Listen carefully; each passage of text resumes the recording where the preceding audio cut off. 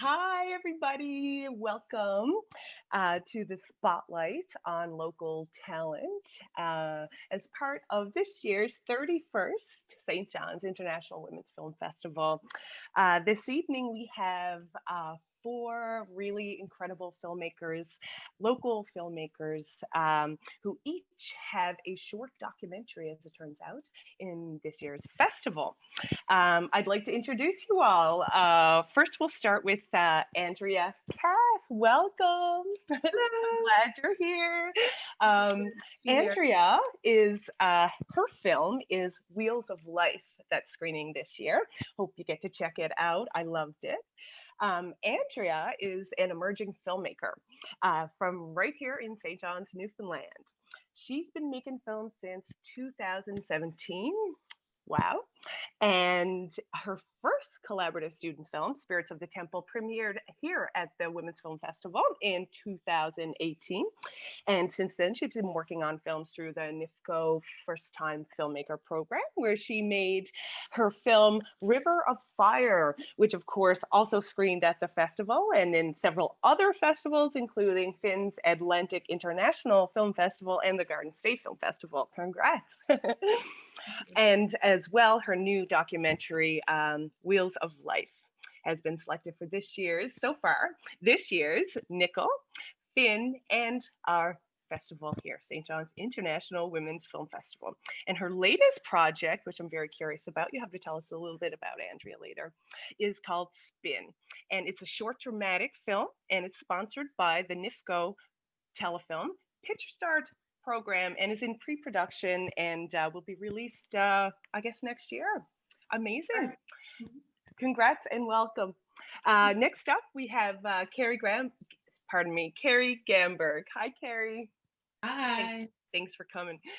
Cary is a filmmaker based in St. John's, Canada, and she's known for her short films Asking for It in 2018, Crush also in 2018, and Fade Forward, the story of 1949 in this past year. And Fade Forward, the story of 1949, is the film that's screening at this year's festival. And we'll talk more about that in a minute. So we also have this film, Fade Forward, was for the CBC Television and CBC Gem. Congrats, Cary. Her short films have won numerous awards, including the St. John's International Women's Film Festival, RBC Michelle Jackson Emerging Filmmaker Award, and the Platinum Award for Best Director at the Pinnacle Film Awards. Cary is currently developing three projects. Her first narrative feature, Asking for It, based on the short film of the same name, and with producers Jennifer Hawley and Marina Cordonia of MCI Entertainment.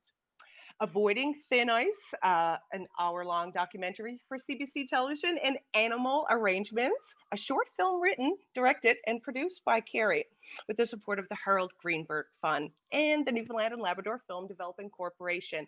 I really want to hear what that's about later, Cary. And of course, lastly, but I'm sure there's lots more, Cary is set to publish the graphic novel version of Asking for It. It's the latest from her company, Butter Picture Books, coming in the fall of 2020. Welcome, Cary. We also have today Jamie Miller. Hi, Jamie. So glad you're Hi. here. Jamie is an award winning director and producer of documentary and fictional films. Her directorial debut, Prince's Tale, received, wait for it, a Canadian Screen Award nomination and 7 festival awards, including Best Canadian Short at Hot Docs. Wow. Best Documentary Short at Calgary International Film Festival and Best Short at Lunenburg Doc Fest, as well as 4 Audience Choice Awards. Pretty cool stuff. Her most recent documentary, Merb'ys, did I get that right? Yeah, Merb'ys? we're Awesome. It's been accepted so far in 3 Canadian film festivals and is released on CBC Gem. She has a BFA in film production from York University and is an alumnus of the 2019 Doc Breakthrough Program. Welcome, Jamie. And finally, we have on our panel today Prajwala Dixit. Welcome. So great to have you Thank here. you. Prajwala is a storyteller, dabbling, we'll say, in journalism, playwriting, doc, filmmaking, and creative writing, whose work has been and will be produced and published by, okay, this is quite the list: CBC, the National Film Board, the Globe and Mail, Resource Center for the Arts, White Rooster Theatre, Artistic Fraud, Breakwater Books, and Newfoundland Quarterly. She is also the winner of the Arts and Letter 2020 Award for her creative short fiction, and a 2020 CHA finalist for community broadcasts. She's a mother and an engineer by education. Prajwala spends any free time consuming copious amounts of stories through cinema and books. Okay, so we've got quite the roster here today, everybody. I want to congratulate you on getting your films programmed in this year's St. John's International Women's Film Festival. Cass, pardon me, we're buds now, Cass. Andrea Cass, I thought, as Cass. I absolutely loved your film. Thank you. Do you want to tell us a little bit? Just one second, if we can give me a second, sorry. If you could just tell us a little bit about how you came to know this story, and a little bit about preparing to make it and getting it made, and what that process was like for you. Okay. So the first time I saw the bike, I was enthralled with the bike. I actually nearly got hit with the bike as I was walking toward the bike. I saw an old gentleman and a recreational therapist, and they were speeding by, and I was like, what is that? Is that a bicycle built for two? And sure enough, it was an adapted bicycle built for two down at Pleasant View Towers. So I thought about it for a long time in the back of my mind, and I was thinking, yeah, I think I'm gonna make a film about this. And so I went to Arts NL and NLFDC, and I got some money together, and I knew some people that I was really comfortable making films with, and I asked them to help me make it. So that's basically the way it was. I went to the recreational therapy department at Pleasant View Towers, and I asked them, is there any, who are the people that ride this bike? So there were 3 recreational specialists there, and they suggested that I interview some people, some of the residents, and 3 of them were all on board. So logistically, it was tough because we shot it all in one day, and we were all outside. So there was 3 rec specialists, and 2 were on site, and one was actually, she took another position temporarily in another site, so we had to get her down that day. And between the residents' lunches and naps and medication and stuff, we had to, it was a little bit of fandangling, but we made it work. And so we went back the next day, it was a little bit rainy out that day. So we got the interviews inside. So it was a 2-day shoot, and it was a lot of fun. Yeah, Wow. it was great. Yeah. What I love so much about it, I love films that make you feel something, Yeah.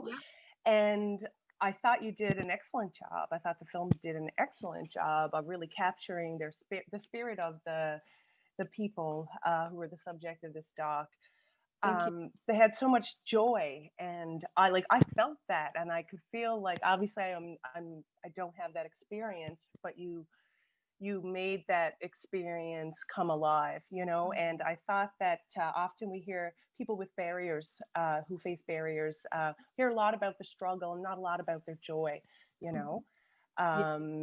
Do you want to talk briefly about the story you wanted to tell, Yeah, and the stories you could have told? And yeah, I was trying to figure out like how these residents are at the end of their lives, and I was trying to figure out how am I going to make a film that is will tell who they are, not their diagnosis or anything like that, who they are as people, show them as the young person inside the Mhm. person who is, who's at the end of their lives, and to show them having fun, fooling around. Like when we talk about Beth and Tim on the bike, they're buddies. It's not a resident staff relationship. They are friends.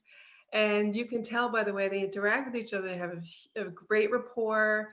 They love to laugh with each other. They carry on, and they try to break the speed barrier in this, which is really hilarious because you think Yeah. that old people and they're going very slow, but no, they're actually very cool, and they are trying to, break the speed record, and trying to figure out like ways to have fun. And so yeah, it's I'm glad that you said that, because a couple of people, when I showed it, they said they cried, and I'm like, Yeah, what? yeah, Why yeah. did you cry? Like, that was not my intent. I wanted you No, to. but in a good way. Mm, Yeah, mm, but yeah, that's what they said. That was a good thing, yeah. because you made me feel something. And as a filmmaker, that is like the most important thing, because to have a boring film is like Mm, the worst possible thing. If you yeah, have a film like, oh, that was nice.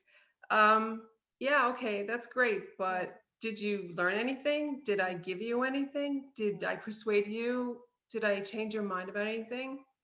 Did I try to make the conversation about something that nobody talks about, like people in long-term care? And now that COVID has hit, everybody's talking about people in long-term care. And so that was one of the main reasons why I wanted to make the film in the first place. I wanted to make sure, hello, the people are not just housed down there in long-term care. There's actually great programs and people who had lives before and lives again, and they're still having lives and having joy. And so that's yeah. that's basically what the film is about. Absolutely. I agree with everything you said, and I think you achieved that. So thank you so much for that film. Welcome. um, and I guess this kind of segues kind of nicely, maybe Jamie Miller, welcome. Jamie's film Merb'ys, which is this really beautiful story and portrait of Newfoundlanders and with varying bodies, identities, and ethnicities, and differing experiences with masculinity, who come together to do something kind of fun and meaningful. And with the annual calendar that's become so popular with the Merb'ys. I absolutely, Jamie Miller, loved this documentary. I thought it was so colorful and gorgeous, and I cried also. I was moved. I was taken on this journey, with the film, and as good stories do. And so and the focus on this challenging notions of masculinity, I think, is also really important right now, as it always has been. Um, I want to talk about your process there, because the folks you featured in the doc, oh, they're so open, they're so vulnerable and honest, and I guess that's why I'm sure most of us who watch this get so moved and have that nice release, because crying's not always because it's sad. I It's cry at really, everything. exactly. It's beautiful, right? So, Mm. how did you do that? How did you get that? Talk about working with these folks and yeah, the Yeah. process. Yeah, well, I mean, it kind of started because I saw I was still living in Toronto. I just moved back home last year, and uh basically during the process of filming Merb'ys. Um and I was in Toronto, and I had heard of the Merb'ys calendar. I think it was the second year it was running, and like after it really blew up its first year, and then I saw the first calendar while they were in the process of making the second one, and I was like, man, that's a great way to make a really accessible conversation about big, broad issues about gender and sexuality and diversity and, you know, queer identity and like all kinds of things, and make it fun and make it people connect to it in a lot of different ways without even realizing maybe the types of conversations they're starting to engage in. Because I was really, I really wanted to make films back home. I really wanted to make films that feature the landscape, but humans amongst the landscape. And it was just like this, there's just so much in the Merb'ys calendars. There's so many fun things going on.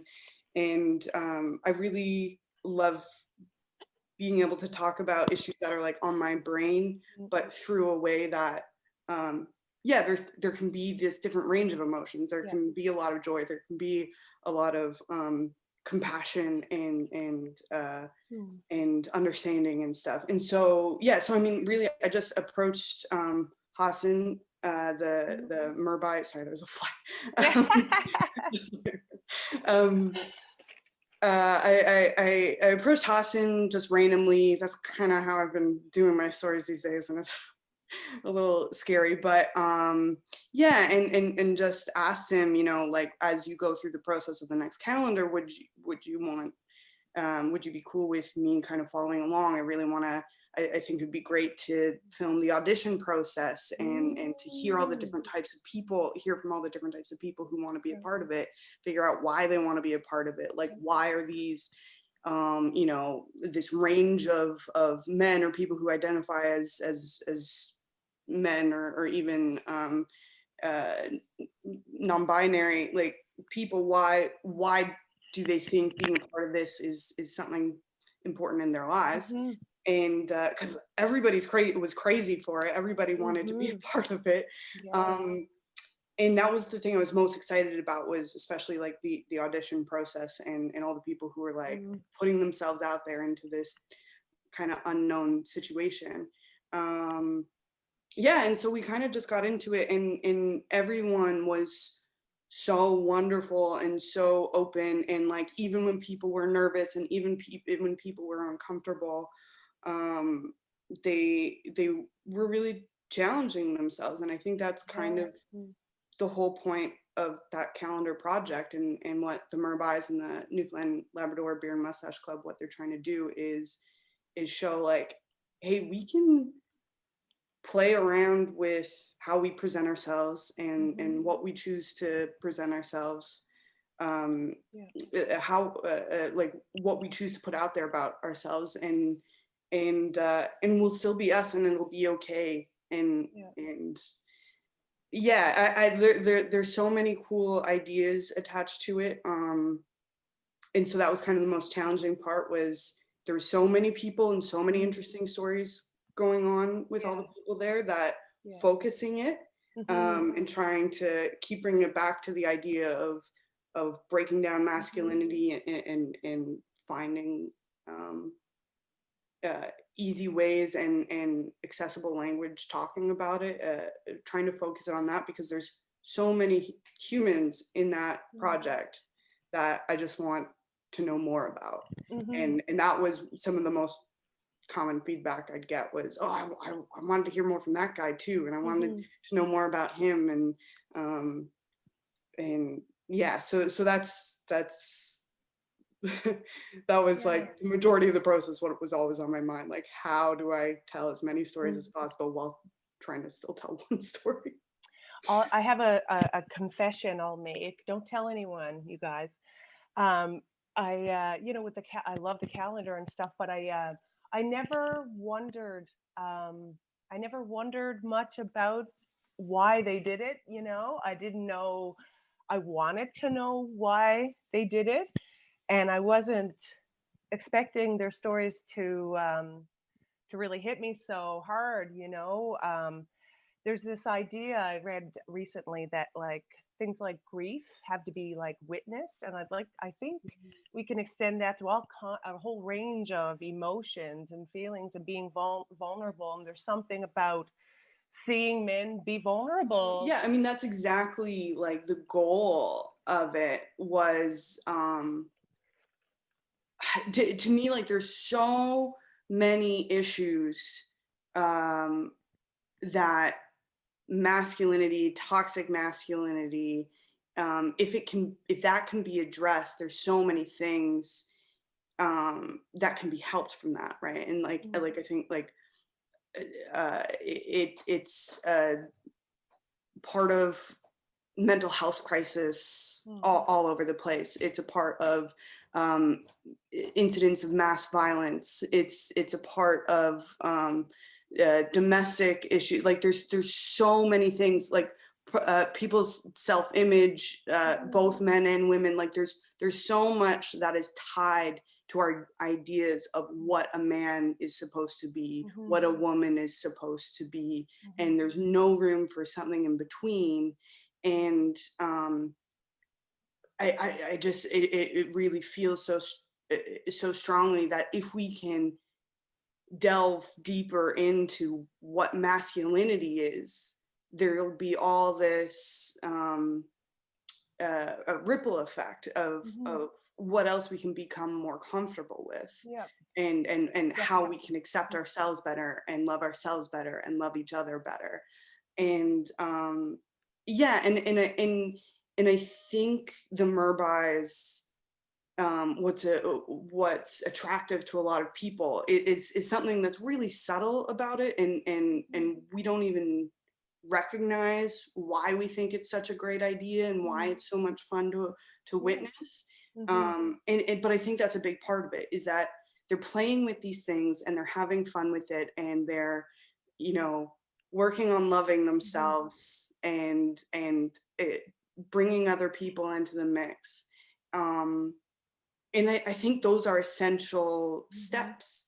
They're not necessarily going to be the most obvious or the fastest change makers, but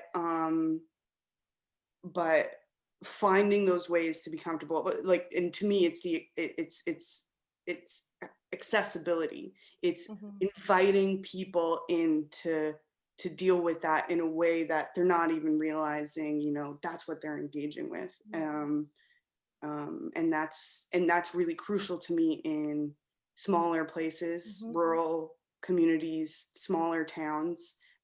We have to make those kinds of conversations not divisive, and have them in a way that's like, oh, well, this is just something like that we can comfortably talk about, and it's okay to have that conversation. It's not going to hurt us, you know. And you've made a beautiful film that's going to be seen by so many people. Everybody who's seen it loves it and is affected by it. And it's a way to have a conversation, to start that conversation. Film is just such a great tool for change in that way, you know. Thank you so much for the work. Thank you. I appreciate it. I'm curious, and I also wanted to say, if someone feels like chiming in while we're having a conversation, please do. If you feel, you know, you want to contribute. I'd like to talk with Prajwala. Hi, Prajwala. Prajwala's film. Hi, how are you? Good, how are you? I'm great. Your film, The Condom King of Newfoundland, which is screening during the festival. Gosh, I really loved it. I loved the character of Madhu. The film is a story about him and he's a struggling artist, was a struggling artist and immigrant who opened up a condom business here in rural Newfoundland. It's such a fascinating subject I'd never heard of before, and like all the films here tonight, actually. And I'm curious, how did you hear about this and this story, and in particular, how the story that you chose to tell about Madhu, I found fascinating in that he came across, you know, like very subtly, you know, the underlying tone and stuff as a complicated man, and you get that sense from his from the interviews with his family and friends, and you get a sense of the tension, you know, and the struggle. throughout his life, but he really came alive for me, this man. And I thought that was the film did an excellent job of that. Can you talk about the story, how it came to you, and your choices in terms of the storytelling on film? Sure.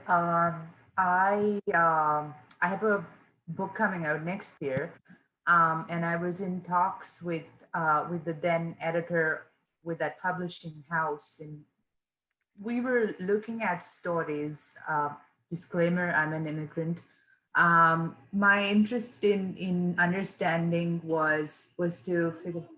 Hi, this is my little one. Just give me one moment. You can keep this in or not. You want to come here? You can say hello.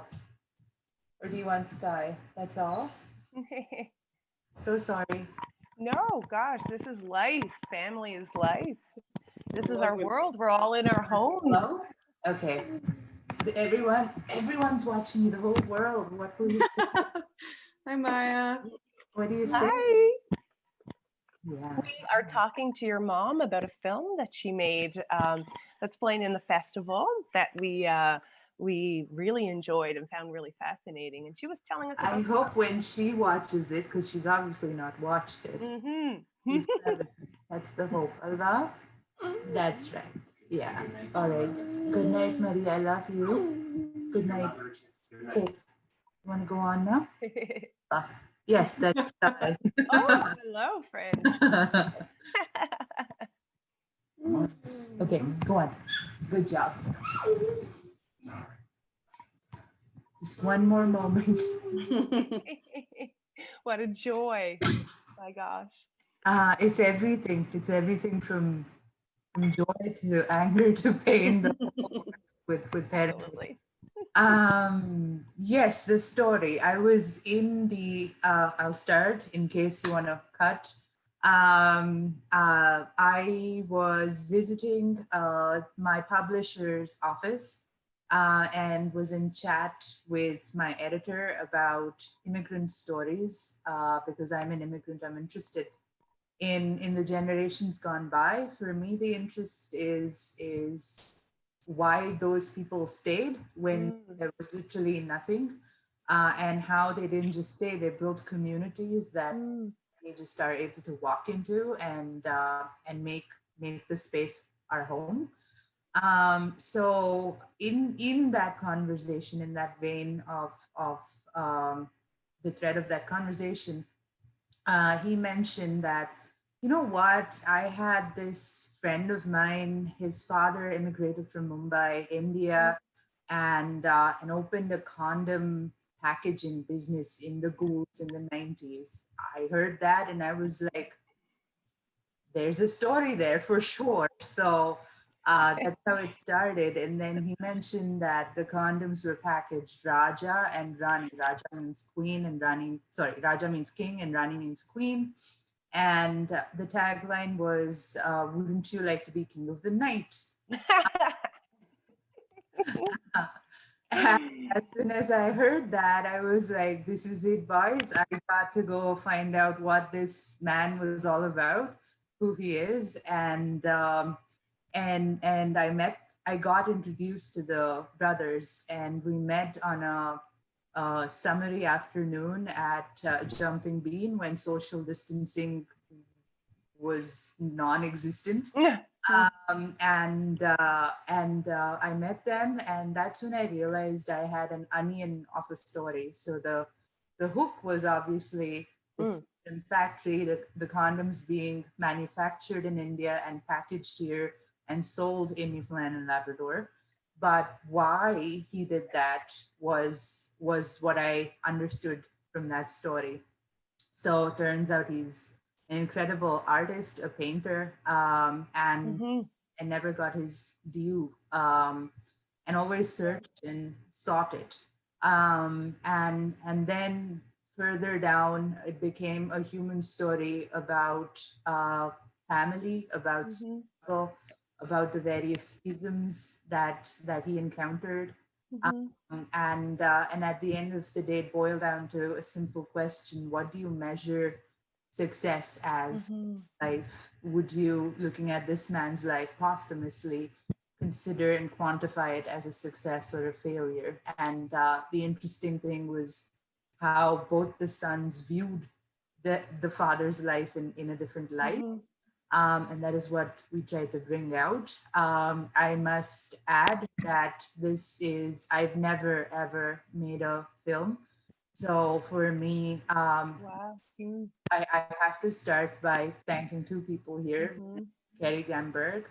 She's been so supportive right from the start to encourage me into filmmaking and doc making. And the other one, of course, is Jamie Miller. Yeah. Both of them have been, it's like a sisterhood here, and Yeah. I like.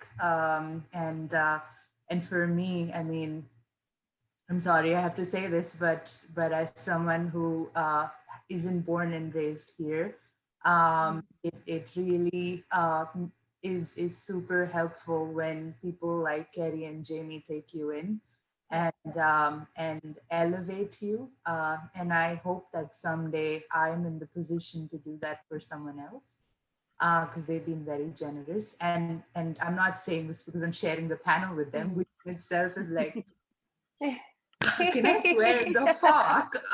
But because it's the Jamie Miller and the Kerry Gamberg and the Andrea Cass, with nonetheless Jackie Hynes. But for me, that's how the story came about. And the other person I have to throw his name out here was my partner in crime on this project, my co-collaborator, Rodrigo Iniguez. Mhm. And I took this story to him. We'd worked once before, and he was able to become my eyes, and also was I mean, I was on a massive learning curve, so and he was in some senses ahead of me. I'm Mhm. a learner, I catch up quickly. So Mhm. but yeah, without, I mean, it was a two-person project put together. So yeah, does that Yeah. answer the question? Oh my God, absolutely. I find it the work of building a home, and then further the work of building community, right? Gosh, there are so many stories around all of us, and you guys showcase that with your work,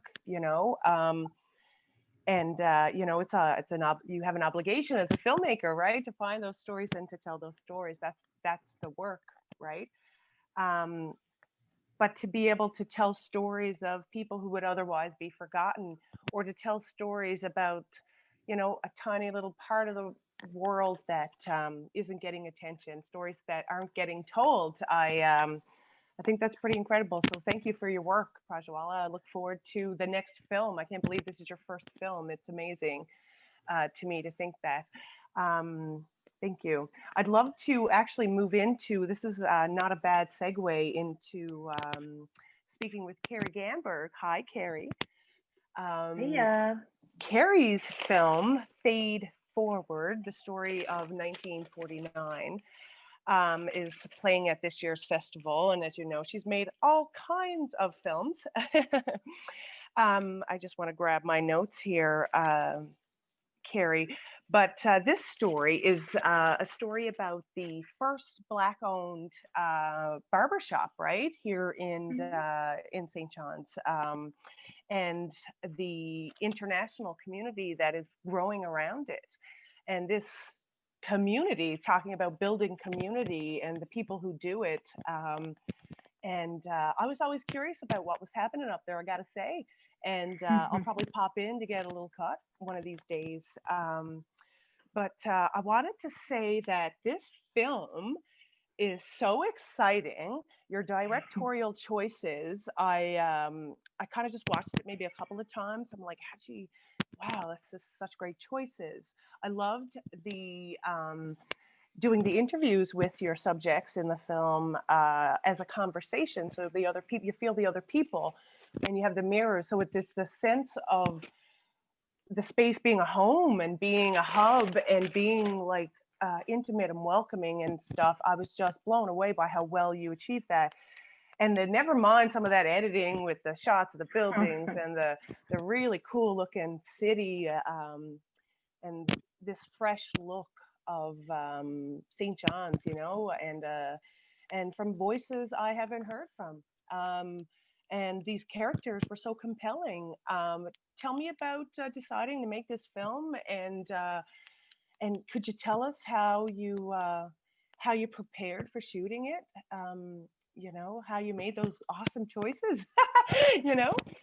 Yeah, I mean, to be honest, it was my first documentary, and I didn't prepare for it. I just knew, in terms of like cinematography and direction and how we wanted to approach the edit, I just knew what I wanted. So I don't know. It all happened really fast. Start from the beginning. So I was approached to do a short documentary about the broad issue of immigration that was going to be paired on television during a television hour with a documentary done by Rodrigo for the Association for New Canadians.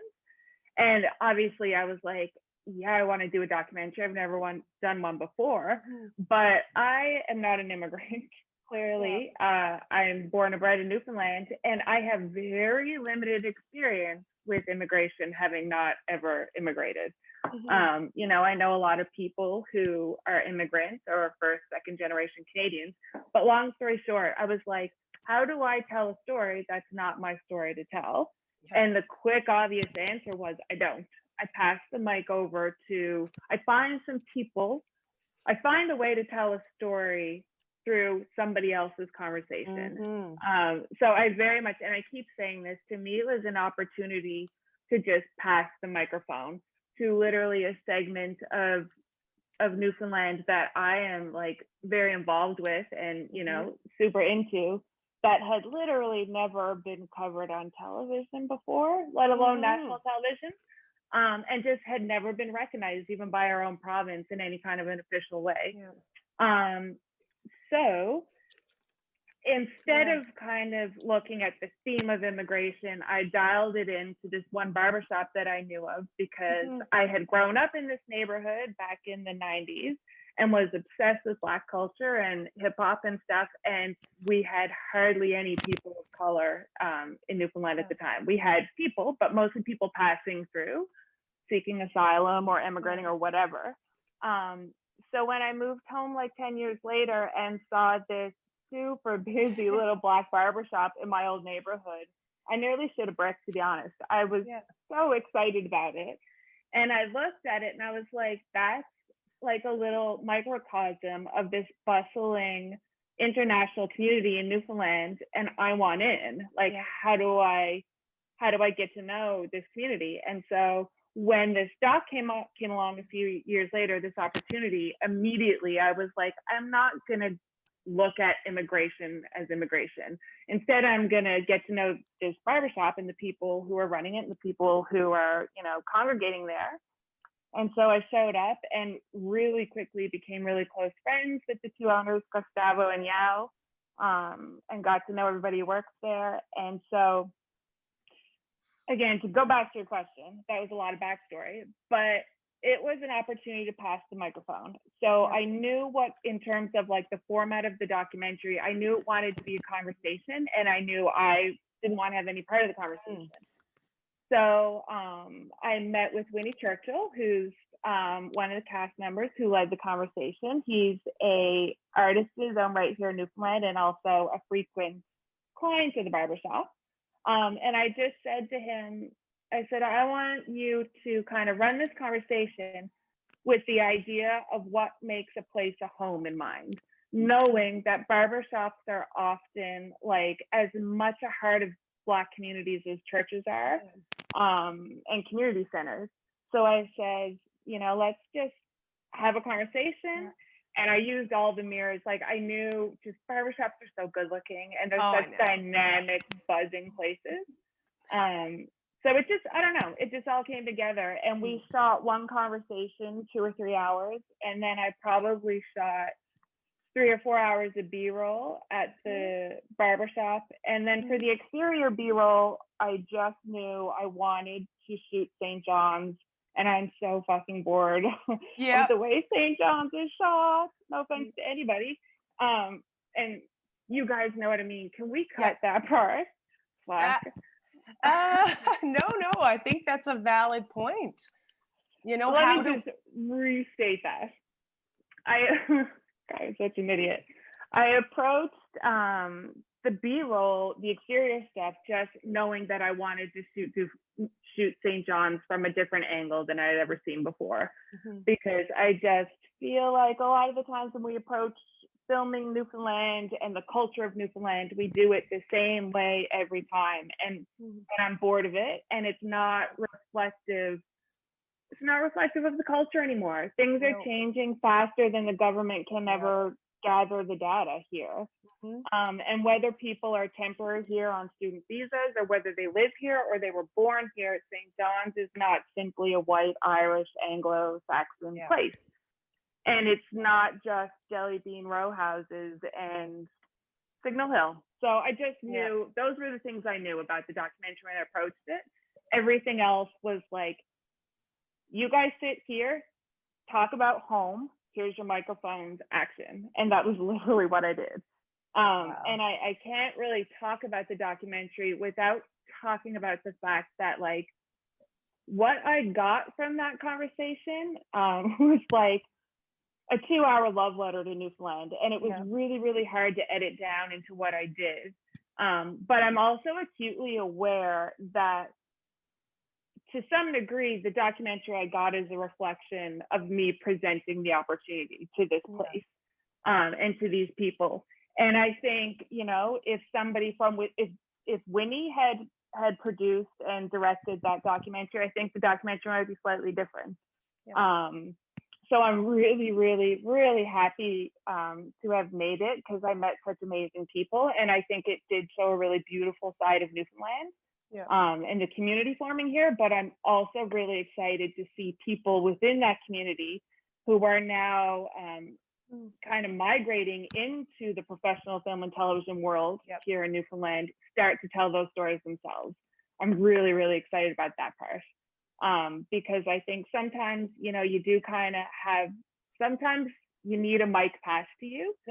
But I think after that happens a couple of times and people's stories start to get out there and we see that the interest is there, it's just a matter of inviting everybody in, and then the opportunities start to fall in the laps that I think they should start to fall into. And then you start to see even more sides of the story, if you know what I mean. Absolutely. Does that make sense? Yes. Yeah. Oh my God. Like, yes. It was an interesting thing. I had to answer the question to myself, because it's been called a black film in reviews and stuff, and I'm like, in a sense, it is. It's a black topic, but as a white filmmaker, I always want to make sure it's like it was an opportunity to observe a conversation that happens every day in St. John's. You know, it wasn't something I wanted to direct per se. Absolutely. No, I think I love what you said there, because one of my notes about this film was that the filmmaker is invisible. Do you know what I mean? I mean so important. You know what I mean? You know, important. A directorial hand can be really visible sometimes, you know? And you were, the filmmaker was removed from the storytelling in that sense, which is such a great filmmaker choice. But well, but because the story called for it. Exactly. It totally does. It was the only way to do it, in like my back and forthing with CBC and just kind of honing in the idea before I did start shooting. The only way I could pitch it, the only way I could see the film is we, the audience, and that includes me, the director, we have to be a fly on the wall. And we're in a barbershop. I had nothing to do with establishing. Like, this is a community. I just want to open the door to people who have never been in there and walk in, and then let's hear what they have to say about their world. And that was it. And so, like I said, I'm just really excited. I really want to do a sequel. I want to do a series, and I want to like do a lot of co-producing and co-directing and co-writing, because it's like Prajwala's talked about peeling the onion, and same with like the Merb'ys and Jamie. It's like, once you meet these people, there's a million other stories involved, because one of the things our films all have in common is that we're just opening the door to a community, and our films are about sectors of the community. And so, I don't know, I just love that. It's funny because I only really seem to watch true crime and like murder docs, but but I think I don't know, I'm moving more into like, yeah, just humanity. We need it right now. Well, it's interesting. I just want to jump on that point for a second, because it's something I wanted to say about Prajwala's doc as well. One of the reasons I wanted to come back home was to start telling at least some different story. Like, there's so many potential stories for documentary to be captured here. Like, I mean, I think what Andrea was saying about her film, it's the same thing. Like, there's so many little nooks and crannies and parts of Newfoundland that we don't see, and we need like here to find someone like the Condom King. Like, we need people to be looking and to be thinking about it from different angles. Like, Prajwala, you know, with her work in journalism, was able to find stories like that like wouldn't have come up otherwise, and from your like all your different experience, and Kerry, I think what you were saying is exactly right, that it's like, it is really boring the way Newfoundland has been documented. Like, there's such a huge history of documentary in Newfoundland, but it's the NFB, Fogo Island, black and white, watching fishermen, and that stuff is amazing. Like, we have incredible archive here, but there's so much more we can do, and ways to flip that on its head, and to find the voices that we've ignored, because there have been like Prajwala has that, like, there's such a long history of immigration here that just been ignored in a lot of ways. It's true, and I think like just Newfoundland, it just historically is so tokenized, and I just like, it's an opportunity just to expand what our quote unquote brand is. Newfoundland is not what it was 10 years ago, let alone 30 years ago. And those types of documentaries that you make are all super important in our history, but we all know our history now. Like, let's look at the other facets of history.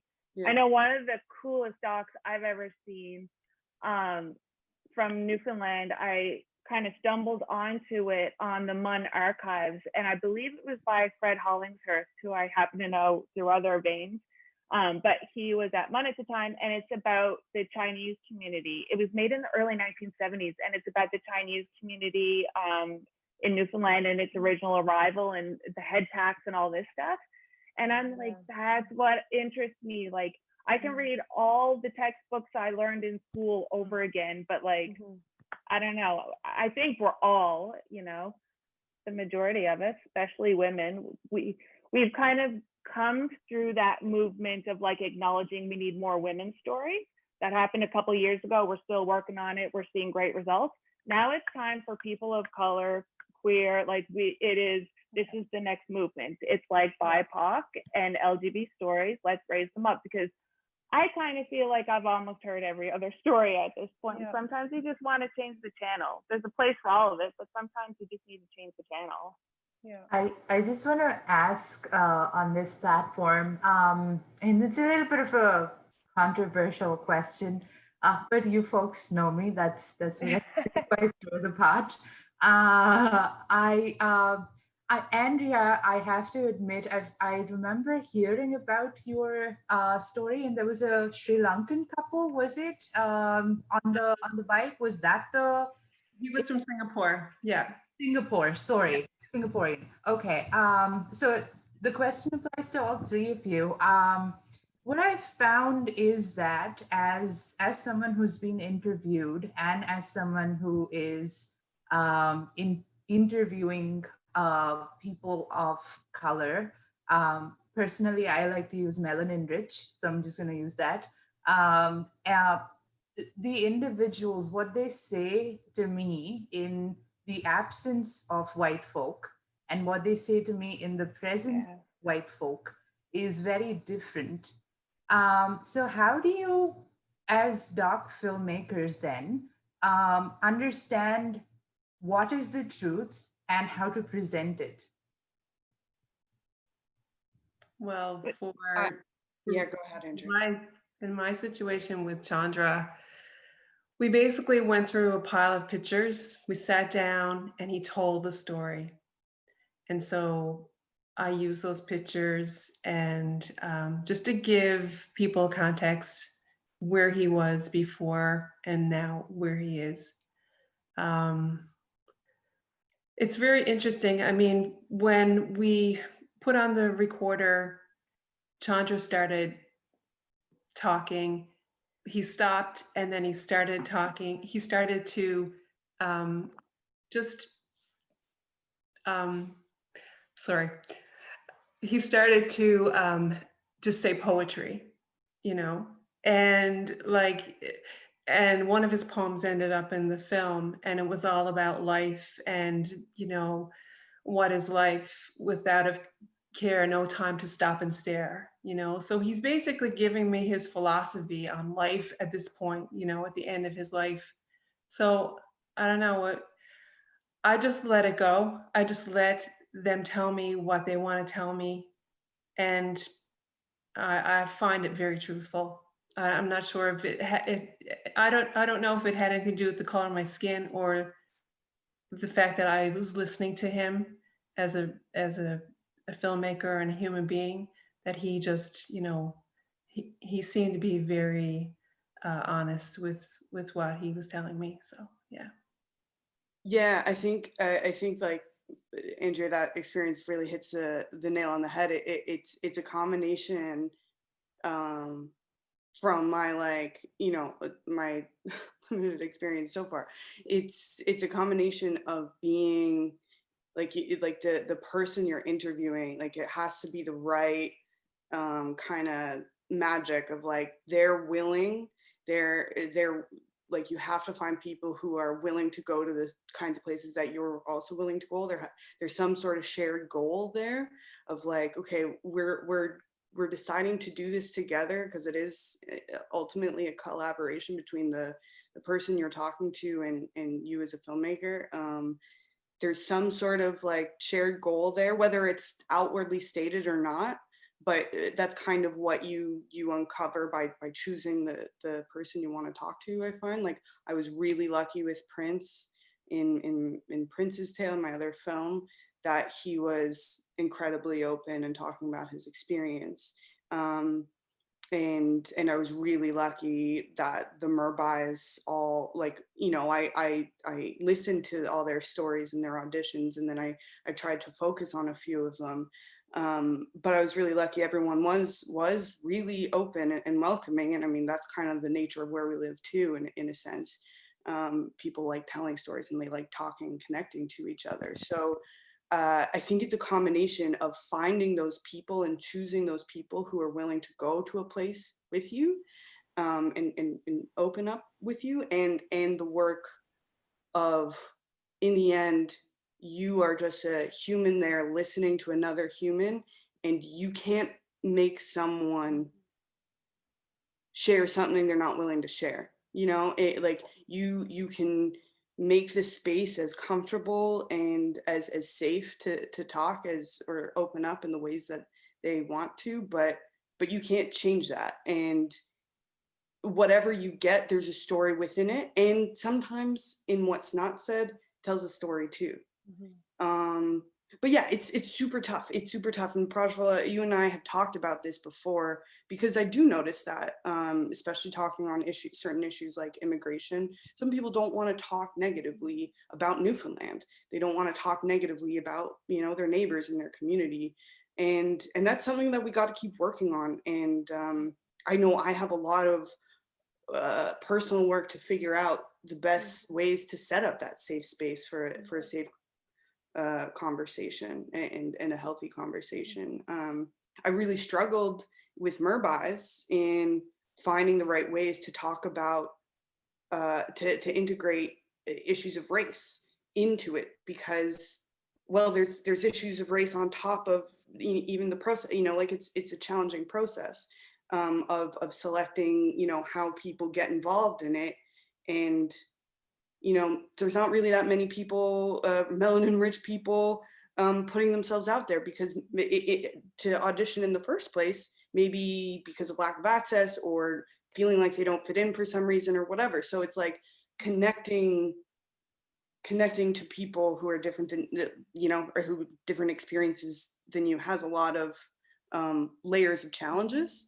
And it's just continual work, and trying to push yourself as a director to figure out how to do better, I guess. Yeah. I think one of the things, actually, like, again, Prajwala, you and I have talked about this before, and one of the things I think it's really evident, like with regards to, say, my documentary, and just to simplify it, we're looking at home and what does it mean to call a place home, and we're talking to Black folks mainly in Newfoundland in my documentary. So essentially, I'm asking people who are a minority here to tell me about a place where I'm part of the majority. Obviously, like, to me, it's evident that I am going to get the angle that they, to some degree, that people think I want to hear. Like, I think it would be ridiculous to expect somebody to speak out within a minority community in a way that could ruffle feathers for their community. And let's be honest, Newfoundlanders fucking crucify people for mispronouncing the word Newfoundland. So I think we're a hard bunch to deal with when, you know, like, we don't like to be told that Newfoundland is not perfect and friendly all the time. And with my doc, it just so happens, you know, I got a lot of love for Newfoundland in my documentary. But like I said, I'm acutely aware that there are so many sides to the story. And just to answer your question, I think if I were to do it again, the only way to do it again is to have a Black person, a Black co-director. And only because I think, like, I don't know, it's just the logical next step. And it's, I think I would, whether it be, you know, bringing in a director, or whether it's a mentor situation, I think the people are out there, and I think it's a matter of just tapping in. And I think just with regards to my situation, I have no excuse, because I've now tapped into a community I've really gotten to know and become friends with, and I've met a lot of camera people, I've met a lot of really talented theatrical people, I've met a lot of cast members. So in my position, if there were ever a sequel to 1949, it would be only co-directed, if anything, or just produced by Cary. So I think it's just a matter of knowing what story it is you're trying to tell, and then who do you need to get that story? Sometimes it's not us.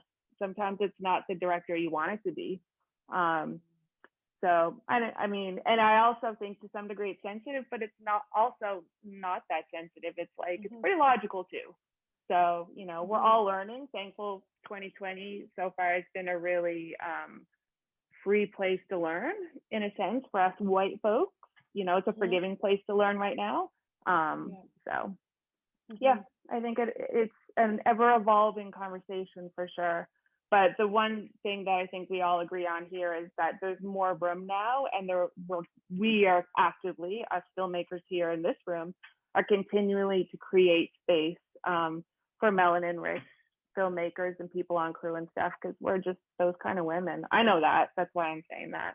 I know that about all you guys. I think the reason I asked this question is because, like I said at the start, I've been on both sides, the interviewee as well as the interviewer, and I hear things, I see things, I am told things, but the minute a recorder goes on or the camera goes on, what it captures is different, and it makes it frustrating, because you know the truth, you live the truth, you see the truth, and that doesn't mean that this is a horrible, dark, ugly place to live in. That's not what I'm trying to say at all. But there's different facets to the immigrant experience, and often what we see is is probably one or a side of the truth.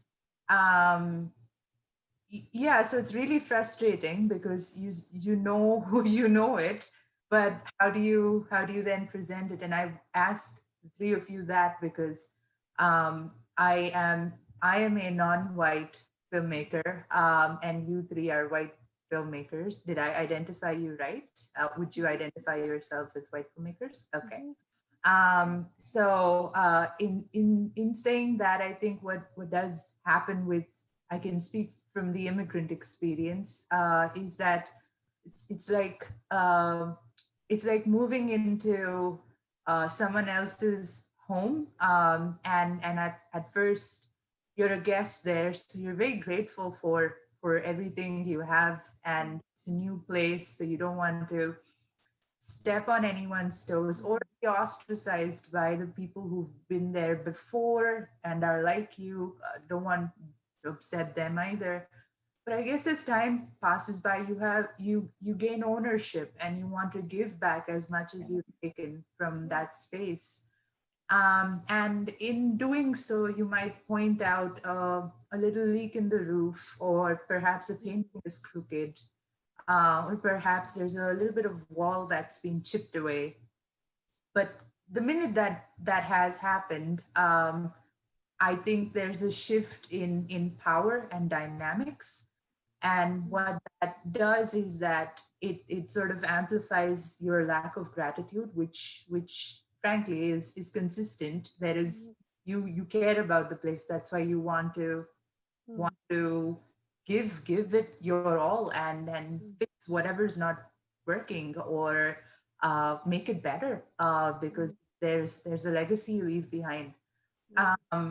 That's where the truth and how to tap into the truth aspect is what I was getting at. And I've worked with filmmakers. I mean, Jamie and I have experienced this too, where we went into a space, and I distinctly remember feeling that I was treated differently than she was. Perhaps she wielded the camera, that's why, because that gives you a whole different power altogether when you are the camera person.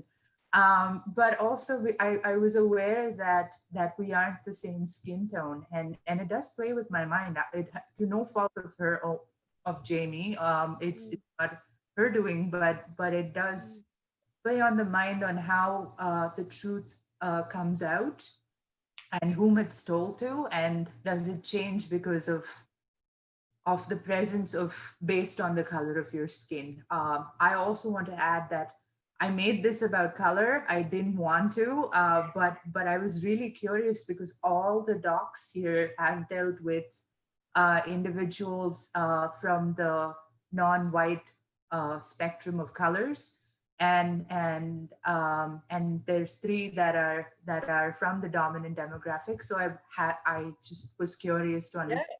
I think it's really valuable that you brought that up in this context, and I think you're right. And I think going back to what you said there is that at all of those factors, the color of our skin, our gender, all of those things do play a part when you're in an interview, and no one's really aware of it. And so all we can do, and what you're helping us do, even by this discussion right now, is factoring in, how can I do that better or differently next time? How can I take into account, what might be playing in the way someone's choosing to share their story? Yeah, and so I think this is an amazing discussion for us as documentary filmmakers together, because Absolutely. yeah, great thing to consider. Make us more aware of what you just said, and it makes us, value that and to go forward and try to get the real story. And that's why we do the things we do. Yeah. Documentary in Newfoundland is tricky, and it's different and changing all the time. And so it's I think it's an incredibly important side of all of these stories. I think the fact that we've all highlighted stories from these communities as that Newfoundland has changed so much. And that, you know, I'm glad that there's room being made for those stories to be told. And I think there is going to be, because of filmmakers like us and being conscious of that and passing the mic and sharing opportunities and bringing people up with us. All of us, we're just so supportive of each other. I think that Newfoundland, you know, hopefully will be a place where people can, you know, share the lesser told stories and can start to be given the same opportunities that a lot of the white and classically male filmmakers historically here have been given. So hopefully it just gets more and more diverse. Yeah. Yep. I just want to add that just by, and I even feel, for, how do I put this? Just because I criticize an aspect of my home doesn't mean I don't love my home. I, in fact, love it so much. I'm going to get very emotional saying this, that it has my words, my voice, my heart, my soul, and I just hope that the truth is presented as authentically as possible. And even in my case, I mean, there's people telling me things I want to hear, and how do I then get that relationship or that rapport enough that they're able to tell me the true. That doesn't mean it has to be a sad sob story always, because Newfoundland is happy, vibrant, and beautiful. But whatever the truth is, it's getting to that. Yeah. Yeah. Yeah, you're helping us patch up those holes in the wall. I don't think there are those many, but the little few ones. You said it, I didn't. Well, as this white woman over here, I agree with you, Prajwala. We've got a lot of work to do here in Newfoundland and Labrador. And I think it's incumbent on some of us more privileged folks who have access because of the color of our skin, sometimes to things that others don't. It's on us to interrogate ourselves and our own biases and the work that we do and the choices that we make. Are we telling the right kind of stories right now? Is this important?